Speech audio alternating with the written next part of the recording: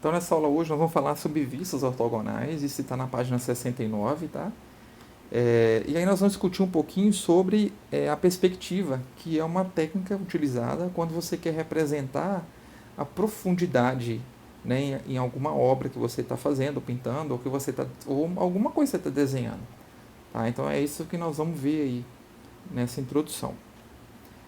Então, para a gente ter essa ideia de perspectiva, aqui convida para a gente analisar duas obras. A primeira é essa obra aí do artista pernambucano José Francisco Borges, para a gente identificar se ele utilizou ou não essa técnica de perspectiva na sua obra.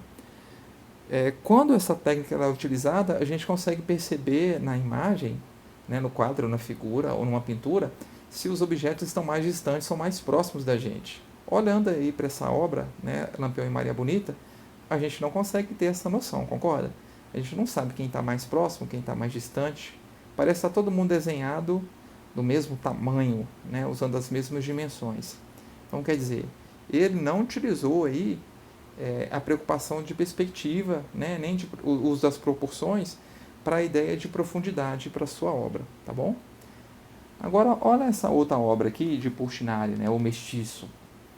Quando a gente olha para essa obra, a gente já consegue perceber algumas ideias de profundidade na figura, tá vendo? Olha, o homem está mais próximo da gente, né? Alguns objetos são menores, estão mais longe, aqui como a casa, tá vendo? Aqui como essa cerca, tá vendo? Ó, as pedras, tá vendo? Quanto mais distante da gente parece, porque elas estão ficando menores, tá? Então isso é a ideia de perspectiva. Então aí fala, né? O artista paulista Cândido Portinari é reconhecido por retratar em suas obras, na maioria das vezes, a cultura brasileira e os temas sociais. Um exemplo é a tela Mestiço, em que Portinari mostra um homem em uma lavoura de café. Nessa obra é possível observar que o artista usou uma técnica de perspectiva. A ideia de profundidade, nesse caso, está presente em alguns elementos da tela, como nas pedras localizadas à direita, tá vendo aqui a pedra? Ó. A pedra mais próxima ele desenhou ela maior, a pedra mais distante ela está bem pequenininha. E à direita, né, lá na direita, aqui à esquerda, né, da obra, a gente tem a cerca da fazenda de Cafezal, tá vendo? Olha a cerca, ó. Tá mais próximo da gente, ela tá maior. Quanto mais distante a cerca fica, olha, menorzinha ela fica. Tá? Então ele usou essa técnica de perspectiva aí na sua obra. E é isso que a gente é convidado agora a fazer, a desenhar uma figura utilizando essa técnica de perspectiva. Então a gente vai chamar de perspectiva como ponto de fuga. Então eu quero que vocês façam isso. Para vocês fazerem, eu sugiro que vocês utilizem, se possível, se tiver em casa, um papel chamex, que ele é todo branco. Se não tiver, vai fora do caderno mesmo, tá? O que vocês vão fazer nesse papel chamex? Vocês vão desenhar uma reta R, tá bom? Uma reta, usa régua, tá, pessoal, para não ficar torto. Desenhar uma reta R, destacar um ponto P sobre essa reta R, pode desenhar igualzinho tá aqui. E um retângulo, e aí você identifica também os vértices A, B, C, D, tá? Pode desenhar aí no seu caderno, na sua folha, no estilo que está aqui, tá bom? Aí pausa um pouco o vídeo para vocês fazerem isso, para daqui a pouco a gente continuar. Continuando, pessoal, no passo 2, eu vou pedir para vocês traçarem os segmentos de reta aí. A gente vai chamar de AP, né, de BP, de CP e de DP. O que vai ser segmento de reta? Você vai ligar cada vértice desse aqui, cada quina dessa do retângulo, a esse ponto P.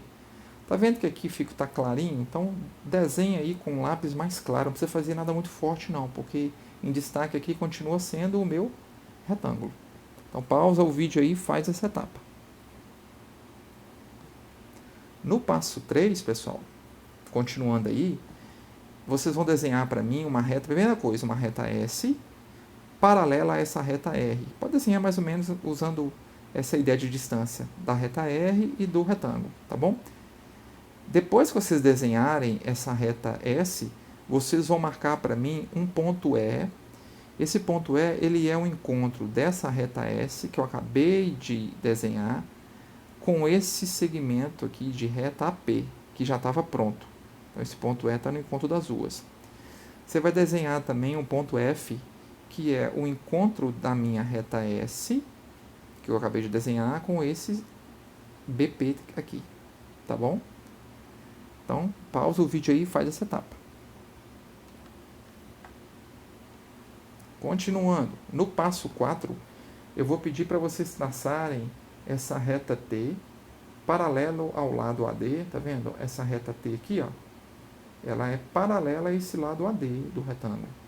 E pode desenhar já de uma vez também, ó, essa reta U paralela a esse lado BC. Pode desenhar com esse mesmo estilo aqui, usando essas mesmas distâncias, tá bom? Depois que vocês desenharem essas retas, eu vou pedir para vocês marcarem esses dois pontos aqui, ó, esse ponto H e esse ponto G. Ó, esse ponto H, ele é o cruzamento da reta T com DP. Então, a reta T é essa reta aqui que a gente acabou de desenhar na vertical, né?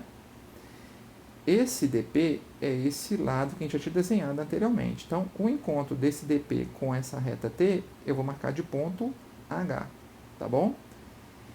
E vou também marcar lá na reta U um ponto chamado aqui de ponto G, que vai ser o encontro da reta U com esse lado aqui, ó, CP, tá bom? Então, dá uma paradinha aí e faz essa etapa. Continuando, pessoal.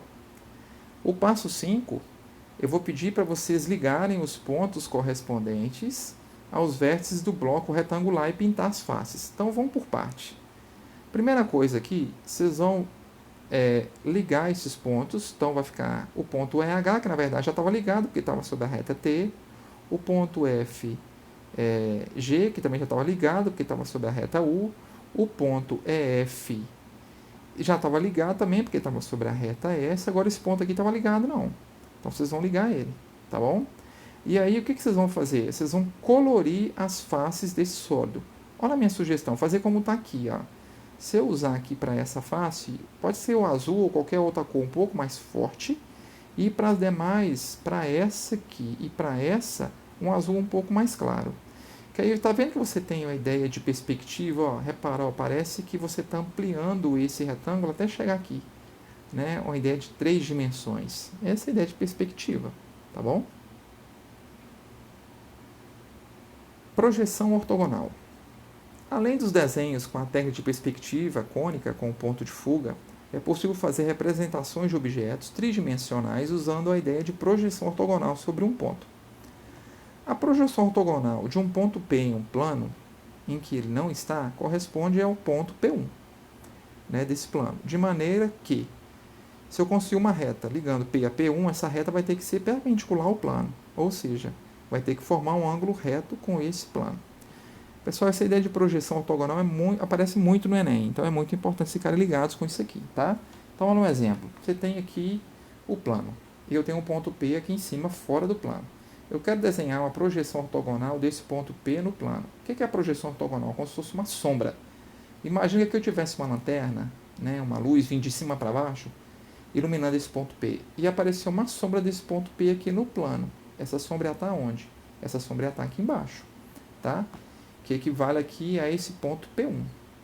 E aí, se eu conseguir traçar uma reta ligando o ponto P ao ponto P1, essa reta, ou esse segmento de reta, vai ser perpendicular ao plano, tá?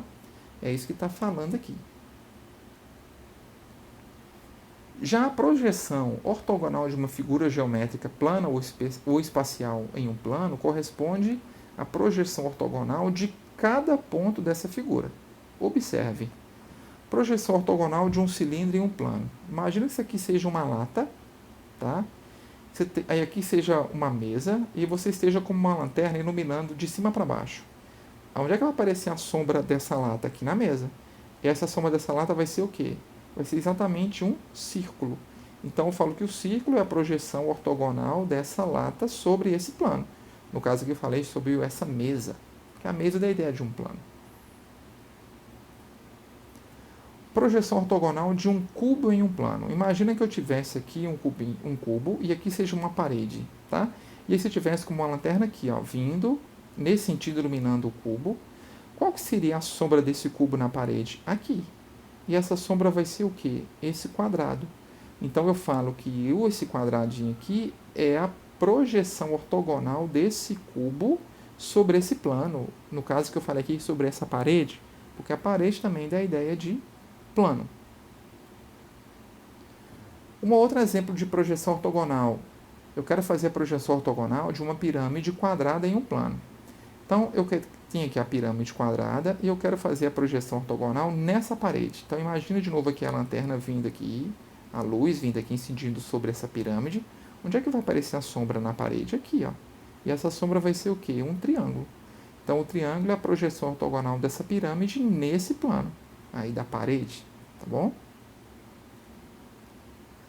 Agora observe a representação de um bloco retangular com projeção ortogonal em 3 planos distintos, que eu vou chamar de plano 1, plano 2 e plano 3. Imagina que isso aqui seja um cômodo de uma casa, tá bom? Acho que vai ficar fácil a gente entender assim. O plano 1 e o plano 3 são paredes dessa minha casa e o plano 2 é o chão. E aqui eu estou segurando um bloco retangular. Esse bloco retangular está suspenso, tá? Ele é como se estivesse flutuando. Eu amarrei ele com um barbante, sei lá. Tá? Ele está suspenso. Qual que vai ser a projeção ortogonal desse bloco retangular sobre esse plano 1? Vai ser um retângulo, que eu chamei aqui de retângulo, esse retângulo meio amarelado, né? Alaranjado e tal. Qual que vai ser a projeção desse meu bloco sobre esse meu plano 3 aqui? Tá? Esse meu plano 3 seria essa outra parede, né? Então, vai ser o quê? Esse retângulozinho azul. Então, chamei aqui, ó, tá? Esse retângulozinho azul. Qual que vai ser a projeção desse meu bloquinho sobre o plano do chão? Vai ser esse retângulozinho aqui, que eu chamei de retângulo vermelho. Eu posso chamar também, pessoal, esse plano 1, essa vista aqui, de projeção ou visão ortogonal lateral. Essa outra vista aqui de azul, eu posso chamar de visão ortogonal frontal. É como se eu estivesse olhando o objeto de frente, tá? E essa projeção aqui no plano 2, eu posso chamar como vista ortogonal superior, como se eu estivesse vendo o objeto de cima para baixo.